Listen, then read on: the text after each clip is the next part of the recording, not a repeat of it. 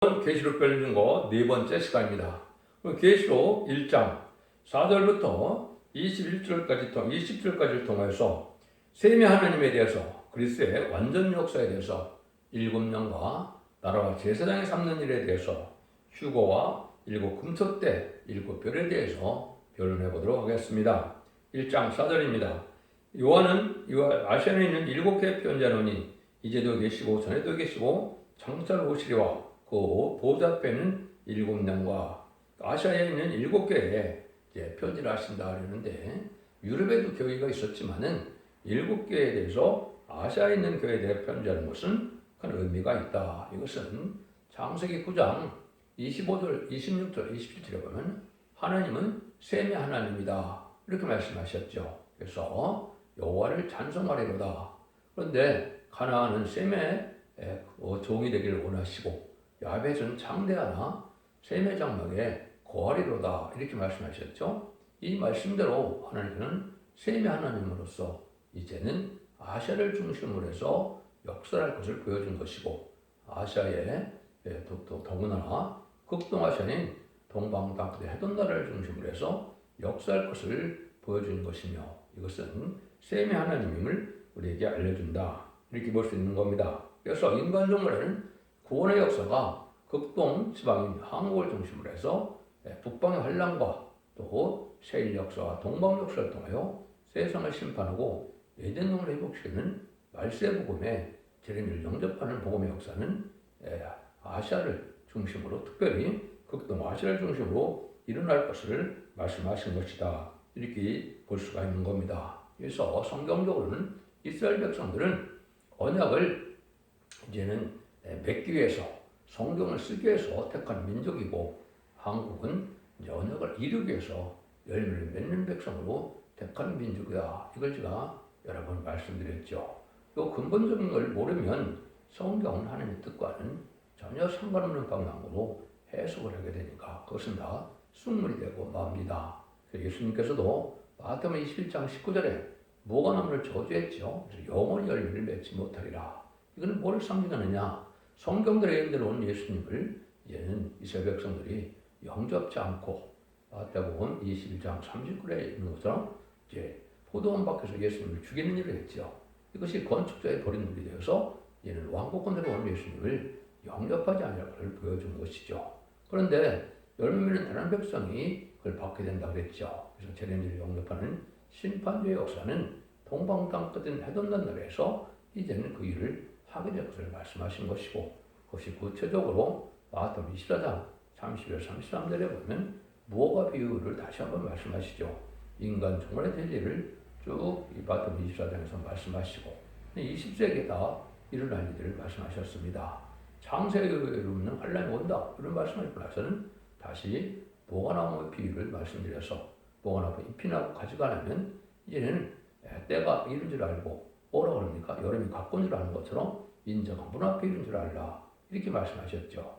이것이 이제 1948년 5월 14일 이스라엘이 건국되고 1948년 8월 10일 한국이 건국되므로 한국이 그때 선주과의 사항을 감당할 수 있도록 상호명이 옮겨온 것을 말씀하셨다. 이렇게 볼 수가 있는 겁니다. 이때부터 이제 본격적인 계시록 시대고 제비를 영접할 시대가 되는 것이다. 이렇게 볼 수가 있는 겁니다. 이런 일들이 이제 성경적으로는 소리메주를 영접하는 일과 재미를 영접하는 일로 반드시 나눠져 있다는 사실을 말씀드릴 수가 있고 또 계시록은 철미를 영접하는 데 필요한 복음이 아니고 재림의들을 영접할 때 필요한 복음이기 때문에 재림의들을 영접하려면 예언의 말씀을 읽고 듣고 지키는 것이 반드시 필요하다 이렇게 말씀을 드렸습니다. 그래서 계시록 시대는 몰라도 되고 알아도 되는 시대가 아닙니다.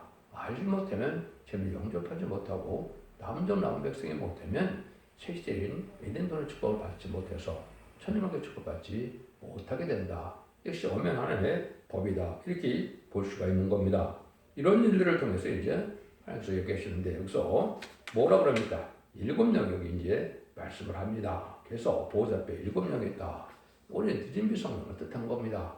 늦은비 성령은 계시록 4장 5절에 보호자 앞에 일곱 등불 켠 것이 있는데 일곱 영이다라고 그랬죠. 그래서 늦은비 성령으로 이를 맞아서 이제는 변을 승천할 수 있는, 재림을 영접할 수 있는 늦은 성령의 완전 역사를 뜻하는 것이다. 이렇게 볼 수가 있는 겁니다. 그래서 은혜 시대도 만민의 그런 성령의 역사로서 7가지 유형으로 성령이 역사하는 것을 볼 수가 있습니다. 그냥 대충 그것만 말씀드린다면 빛으로 인도받는 자가 있고 바람으로 인도받는 자가 있고 불을 받아서 이제 은사체험을 하는 경우가 있고 또 소리로 교통함을 따르는 뜻으로 소리를 받는 경우도 있고 사도행전 2장 2절에 보면 그렇게 나오죠. 기름으로 이제 진리의 성령을 또 표현하시기도 했죠. 6제는 비둘기로 표현하시기도 했고 그다음에 7제는 생수로 표현된 것도 있습니다. 이거는 만민의 성령이 7가지 방법으로 성령 체험을 하는 것이 대부분 사도행전과 마태복음의 이런 걸 보면은 그런 역사를 체험할 수가 있다. 근데 자범죄는 이제 심령이 통일가 돼서 부흥이 되고 자범죄가 해결돼서 순교기까지 도와줘서 부활 성도까지 이루어지는 것이 이른비 성령의 역사다. 근데 늦은비 성령 역사는 인천의 역사는 전산년 반 동안에만 이루어지는 거기 때문에 이때 이루어질 때 그 7명의 정체는 이제 이사 7장 2절 3절에 나와 있죠. 지혜의 신, 총명의 신, 모략의 신, 재능의 신, 지식의 신, 경외의 신, 판단의 신을 받게 된다.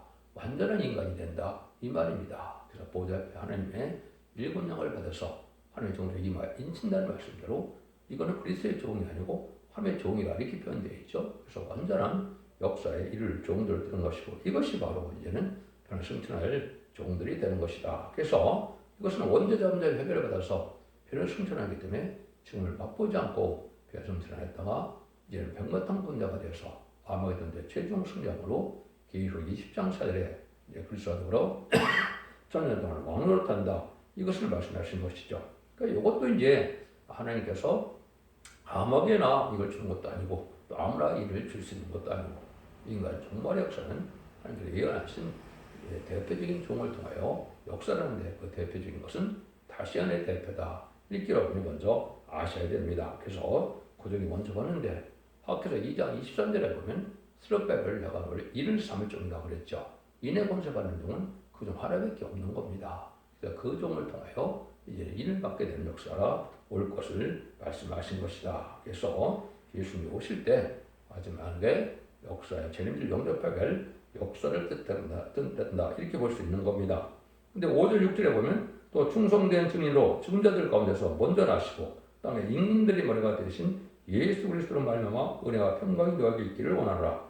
우리를 사랑하사 그의 피로 우리 죄에서 우리를 해방하시고 그 아버지 하나님을 위하여 우리를 나라와 제사장으로 삼으시는 그에게 영광과 능력이 세세토록 있기를 원하노라. 이게 참 중요한 것이 많이 있는 겁니다. 먼저 예수님이 이 땅에 오셔서 완전한 역사를 하고 가셔서 믿음의 대상이 돼서 구세주 메시아 된 자격을 여기 말씀하셨다. 이렇게 볼 수가 있는 겁니다. 그래서 그리스도의 완전 역사는 충성된 증인으로서 왕권을 받은 것은 만왕의 왕으로서 천상천하에 예수님이 모든 권세를 가지고 계시죠. 그래서 우주 만물을 예수님을 통하여 다스리는 것을 말씀하셨는데 먼저는 이제 자신이 먼저 자격을 갖추는 것이 완전해지는 역사다. 그것은 결국 그리스도의 충성과 왕권인데 죽기까지 아버지 앞에 순종함으로 철저한 권세, 만왕의 왕의 자격을 가지게 된 것이 예수님의 역사다. 그래서 예수님은 죽기까지 순종함으로 왕권을 받게 돼서 임금들의 머리가 됐다. 이 말이죠. 그래서 천하 만민의 죄를 위하여 들어가셔서 그 공로로 만왕의 왕이 되셔서 우주 만물을 다스리는 권세를 받은 그런 분이다. 부활 승천함으로 사망 것을 이긴 분임을 또 알 수가 있고 사망 것에는 예수 그리스도 외에는 이길 수가 없죠. 신성과 이성을 가신 예수님만이 사망 것을 이길 수 있다는 사실을 여러분이 반드시 알아야 된다. 이 말입니다. 그런데 무슨 예수님은 남을 또 완전케 하는 역사를 하신다 이 말이죠. 이것은 성령을 보내준다 이 말입니다. 성령을 받지 않으면 인간이 완전히 될 수도 없는 것이고 구원받을 수도 없는 것이고 하나님의 참된 백성과 좀도 될 수 없는 것이다. 그래서 예수님을 통해서만 만민의 성령을 받을 수 있는 겁니다. 예수의 보혈의 공로를 믿어야만 자본적 혈을 받고 부활 승천해서 사망 것을 이긴 것을 믿어야만 중생받는 역사가 오므로 생명체 기록돼서 영원 받는 역사가 오는 것이다. 그래서 죄에서 완전히 해방받는 역사를 말씀하는 것이고 이거는 하나의 시민권만을 뜻하는데 그 다음에는 이제 우리에게 제사장과 나라와 재산을 갖는다. 이게 참 중요한 것이죠. 이것은 하나님께서 주님께서 우리에게 이제 완전 역사를 하기 위해서 약속한 말씀이다. 이렇게 볼 수 있는 것이죠. 그래서 세상을 이제 완전케 하는 역사가 하나님 주님으로 나타나는데 그건 결국 예수님이 만민의 대제장으로서 예수 그리스도의 피로 사서 하나님 백성 삼는 은혜 시대 역사를 통하여 구원의 역사를 진행하시고 이제는 나라 왕을 삼는 역사로서 지상 왕으로 이룬 역사는 말세 사명자에게 이루게 되는데 그를 나라와 제사장을 삼는 일이다. 이렇게 말씀하는 겁니다. 나라는 왕을 뜻했으니까 왕을 삼고 제사장을 삼는다. 이것은 이제 바로 뭘 말씀하시는 거냐?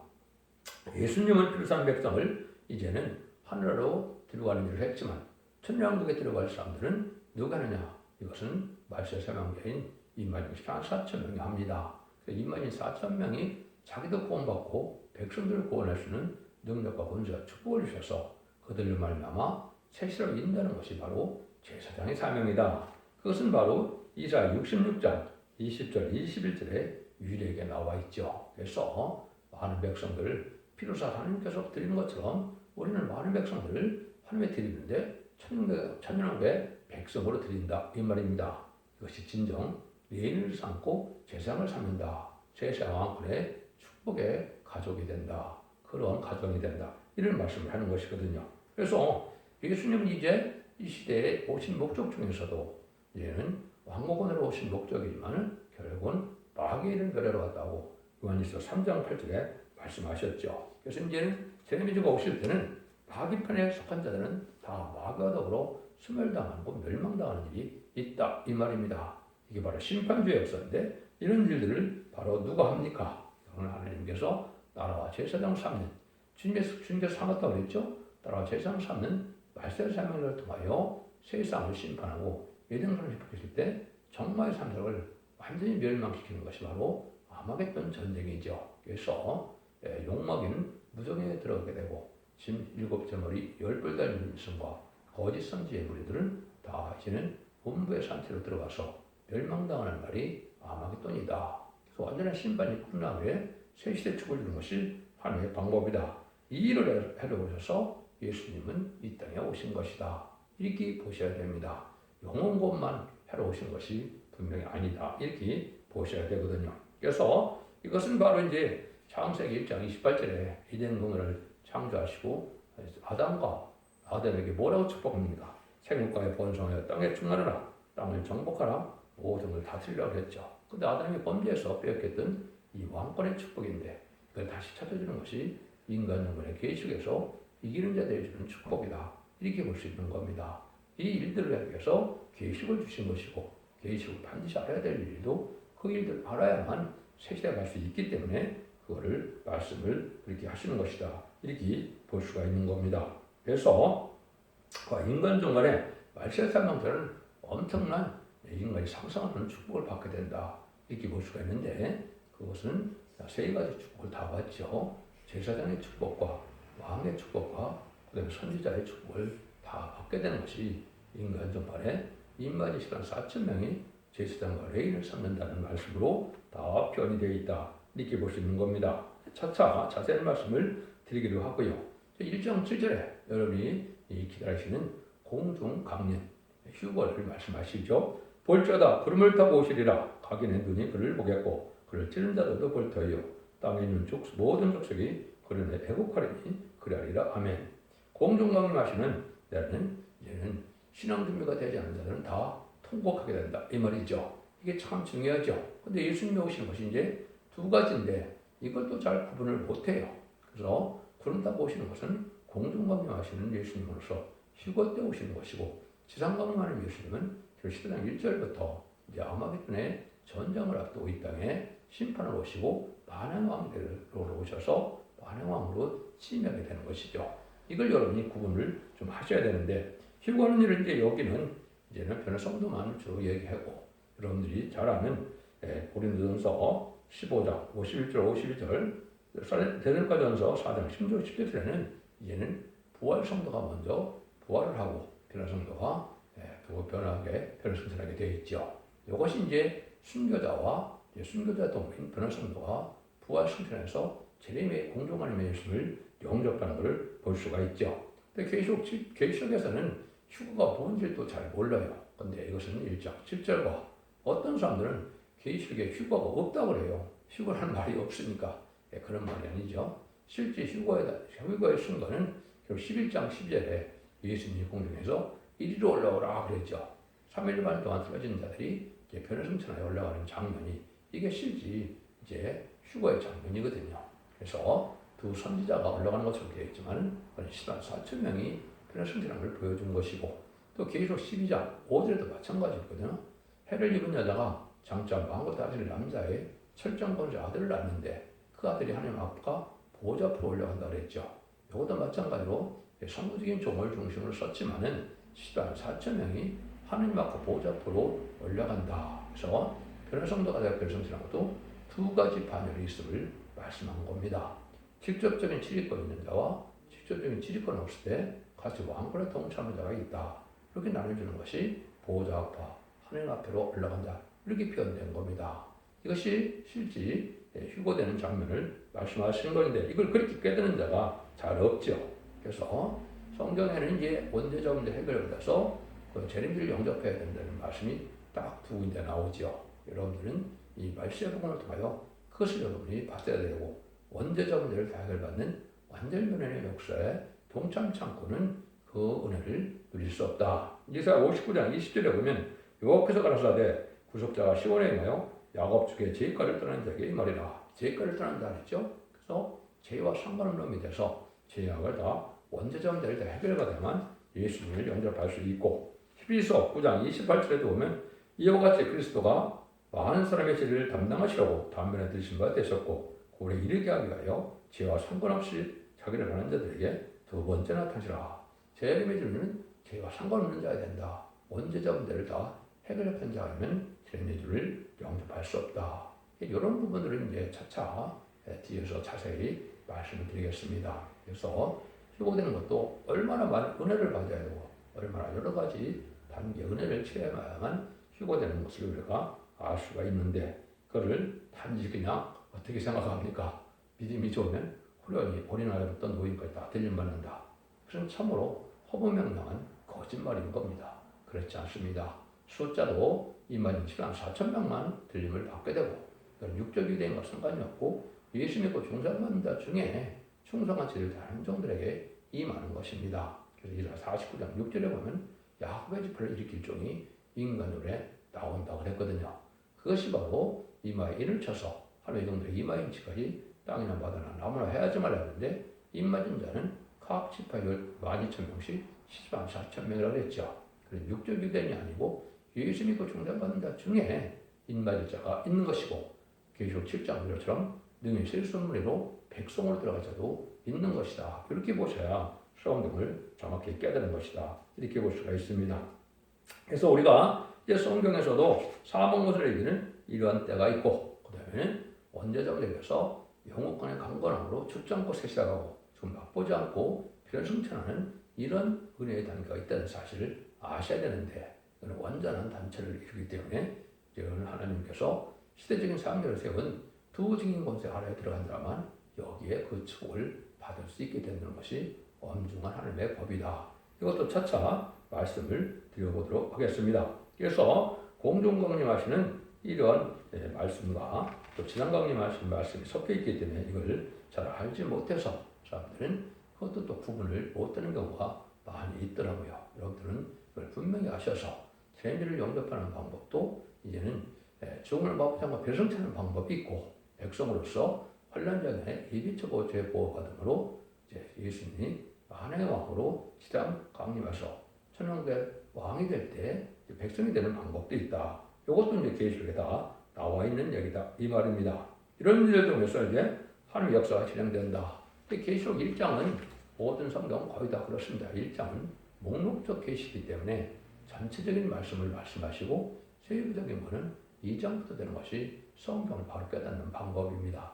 이걸 알지 못하면 때를 분별하지 못하거든요. 그래서 1장은 목록적, 2장은 국부적, 3장은 세계적인 이렇게 이제 하나님은 말씀을 써가고 있다는 사실도 알아야 성경을 정확히 깨닫는다 이 말입니다. 그래서 여러분들은 여기 쭉 이제 계속 전체의 내용을 지금 말씀드린 거기 때문에 대충만 말씀을 드리는 겁니다. 8절입니다.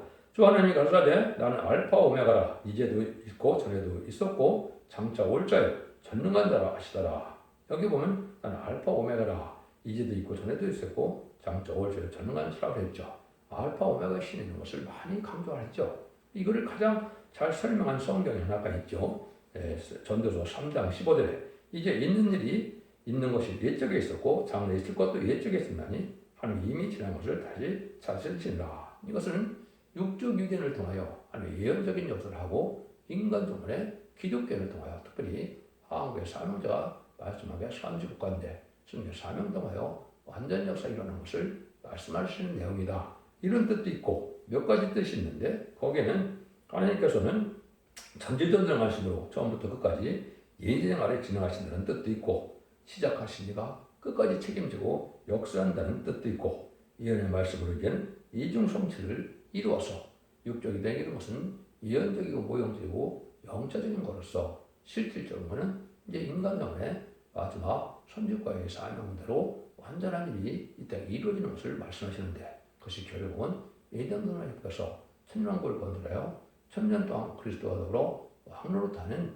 안식시대의 축복을 말씀하시는 일이 이루어진다. 이런 뜻이다. 내포되는 것이다.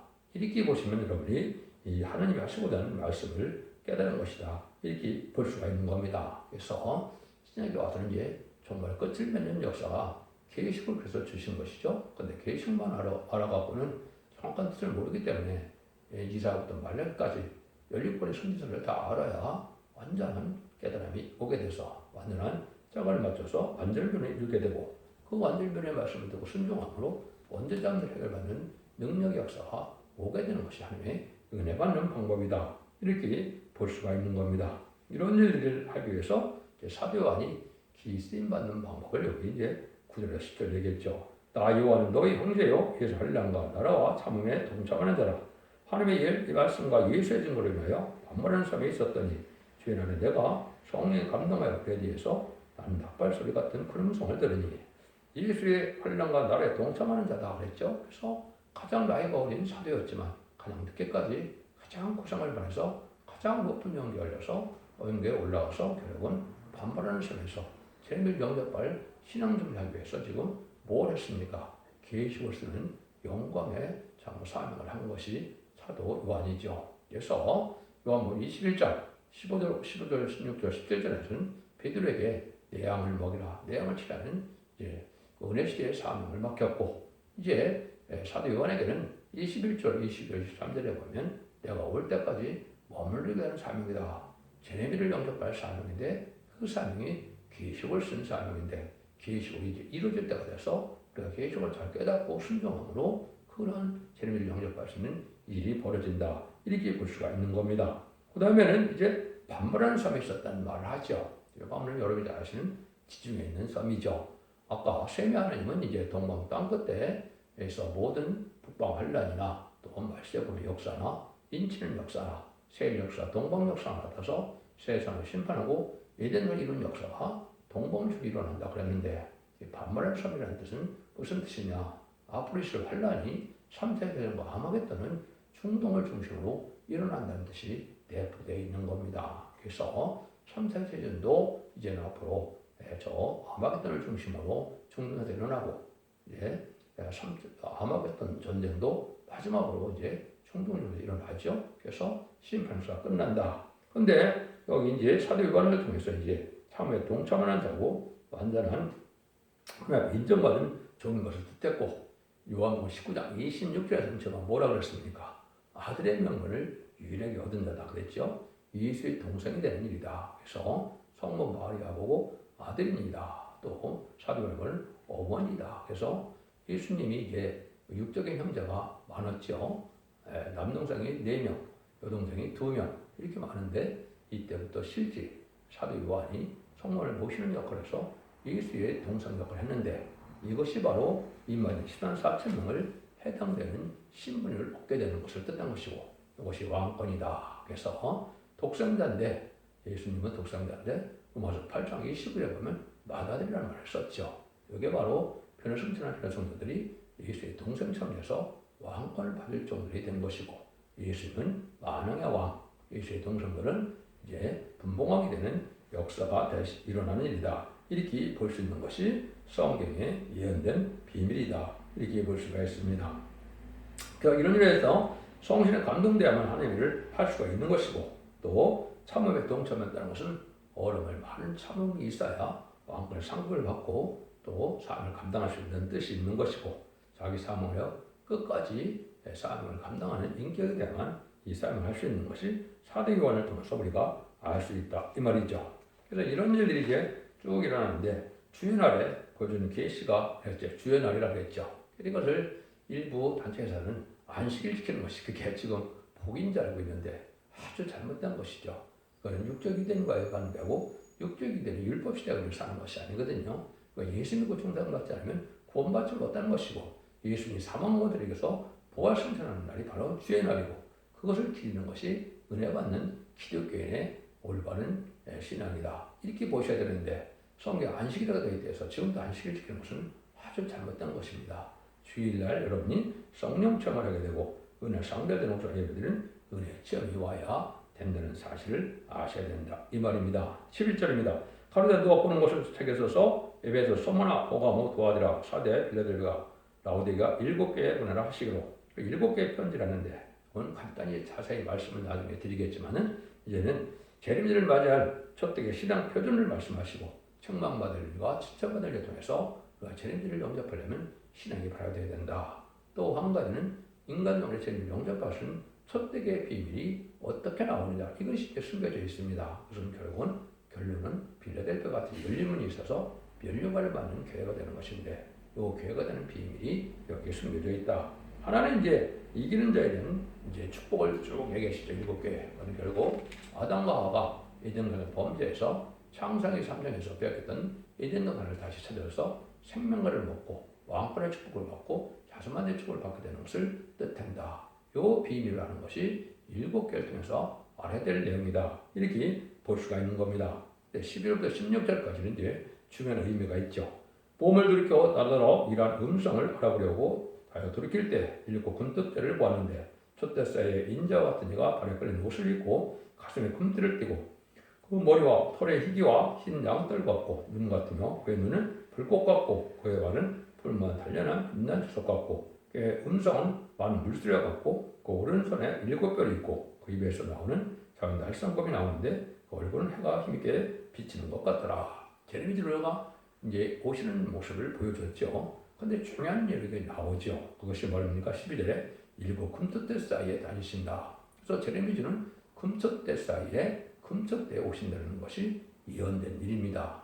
예수 믿고 중사받는 일은 교단과 교파가 상관이 없지만, 여기 말하는 금텟대가 아니면 금텟대에게 아닌 죄를 영접할 수 없는 사실이 말씀한 것입니다. 그래서 그것을 나중에 보면 금텟대가 비밀이라고 그랬죠. 7별도 비밀이라고 그랬죠. 20절에서 제가 말씀을 드릴게요. 그래서 제레미야의 모습은 이제 원죄자 문제를 이제 해결받지 못한다는, 이제 받고 영접할 수 없는 아주 위험 있는 만왕의 왕의 모습으로 오시는 것을 볼 수가 있죠. 그래서 이것은 우리가 완전 영광으로 오시는 예수님, 죄인을 불러 오시는 예수님과 만왕의 왕으로 오시는 예수님은 분명히 틀리다. 이 영광에 동참하기가 쉽지 않은 것이고, 원죄자 해결받는 예언수기를 통하여 완전 영광으로 완전히 순종하야만 그러한 신앙심을 할 수 있다. 이것도 구체적인 것은 나중에 다 말씀드리도록 하겠습니다. 그 증거가 17절 18절입니다. 내가 볼 때 그 발 앞에 엎드려져 죽은 자 같이 되며 그가 오른손을 내게 얹고 그러되 두려워 말라.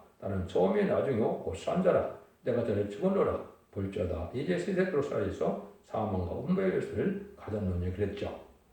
신발을 먼저 가지고 오시는 예수님을 말씀하시는데, 아까 재미를 영접하기는 아무나 되니까 가장 사랑받는 사도요한도 또 예수의 품에 안겼던 사람도 그 발에 엎드려 죽은 자 같이 됐다 그랬죠. 이것은 원죄자문제 해결받은 재림절 영접과 신앙심의 없으면 영접할 수 없다는 사실이고, 마태복음 17장에 보면 페너선생에서 예수님이 편애될 때 야고보와 요한과 베드로가 엎드려서 죽은 자 같이 됐죠. 그것도 역시 그 뜻을 하는 겁니다. 그래서 철미지를 영접하는 것과 세미를 영접하는 것은 아주 틀리다. 이렇게 볼 수 있는 것이고 사함과 온배를 다 가지고 계신 분이다. 그래서 하나님 주님께서는 이제는 만왕의 왕으로서 모든 우주 피조물 인물을 다 다스릴 만한 권세가 다 있고 그런 모든 열쇠, 모든 능력이 예수님한테 다 있음을 얘기한 것이고 이것을 세계에 통치할 수 있는 만왕의 왕의 철저한 것을 뜻했다. 이렇게도 볼 수 있는 겁니다. 그래서 마귀 권세에 있는 영을 해방시키는 일도 예수님으로 말미암아 쉽게 보려고 하는 것이고 또 세상에서 마귀를 없애고 애동들을 회복시킨 것도 다 누구의 권한 아래 있다고요? 예수님의 권한 아래 있다. 이렇게 보셔야 됩니다. 그래서 이런 일을 하시는 일인데 마지막으로 비밀을 여기 이제 이야기하시죠. 19절 20절입니다. 그러므로 네 본 것과 이제 있는 일과 장차될 일을 기록하라. 네 본 것은 내 오른손에 7별의 비밀과 7금숫대라. 7별은 7개의 사자요 7촛대는 7교회니라. 내 오른손에 7별의 비밀이 있다고 했죠. 그래서 16절에 보면 7별의 예수님 오른손에 붙잡았다고 했죠. 이것은 주님 손에 붙어진 자가 아니면 10만 4천 명 될 수 없고 이게 7별인데 이것은 10만 4천 명에 해당합니다. 이사야 60장 2절처럼 하늘의 공감을 받아서 인도함을 받고 상달되는 호수와 예배를 드린 자만이 갈 수 있는 곳입니다. 그래서 거기는 뭐랍니까? 마음이 가난하고 심령에 통해하고 말씀에 떠난 자가 하늘의 공감을 받는다고 그랬죠. 여기 주님 손에 붙은 자거든요. 그래서 7별은 다니엘서 12장 3절처럼 풍성의 빛과 별같이 영원히 빛날 수 있는 종들을 뜻하는데 세세와 그의 받을 10만 4천 명의 그 사자들이 바로 하나님의 종들이 크게 7별이라 이 말입니다. 그래서 계시록의 6장에서는 거기에 속하지 못한 5개의 황초나무부터 이제 별이 떨어져서 이제는 무화과나무가 그 대풍에 흔들림같이 다 떨어진다 그랬죠. 이것이 황초의 날에 피해를 당해다가 후삼년에 심승의 피해를 받아서 멸망하고 만다 이 말입니다. 그래서 3년 만에 37개월 동안 입 맞을 때 이를 맞을 종들만 여기 7별이다 이렇게 표현하신 것이다. 그렇게 보셔야 됩니다. 금촛대라 그랬죠. 이 금촛대는 이제 순금대 제단의 첫 대결을 뜻했다. 그리고 11장 4절에 보면 두 감람나무와 두 촛대라 그랬죠. 근데 두 감람나무와 같이 된 종이 역사를 제단은 스가랴 4장 2절에 순금대 제단이라고 그랬죠.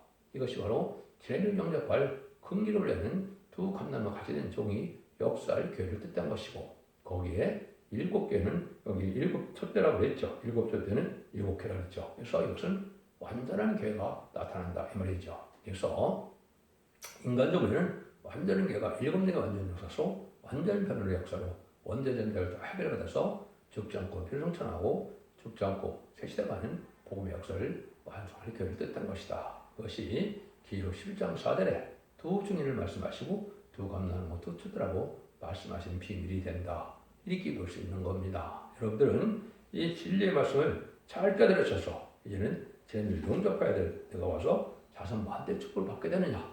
그래서 그렇지 않으면 죄를 용접하지 못함으로 가족적인 전멸을 당하느냐. 이런 때가 인간 정멸의 역사인데 그 정멸의 역사는 3, 4년만 후 3년밖에 없다고 그랬죠. 3, 4년 만에는 그러니까 자비 용서가 있어서 회개해서 구원받지만 후 3년만 거든 그러니까 용서와 자비가 없어서 환난을 겪다가 결국 심판받아 멸망하게 되는 것이다. 이것이 기록 전체의 내용이 그렇게 되어 있다. 이렇게 보실 수 있는 겁니다. 여러분들은 기독교 2000년의 역사가 예수 믿고 중생하셔서 죽어서 영원과 맞는 역사가 끝나는 것이 아니고 여러분 죄를 영접하는 죽지 않고 세시하고 지금 마포장과 그랬잖아요. 남은 중 남은 백성으로서 에덴의 회복인 천명의 축복을 받는 것이 인간 눈물의 구원의 역사의 큰 비밀이다. 이렇게 보셔야 됩니다. 여러분들은 진리를 잘 순종하고 이제 죽지 않고 세세가는 자선 만대 축도리는 복된 종들과 성도님들이 다 되시기를 예수님으로 간절히 축원드립니다. 아멘.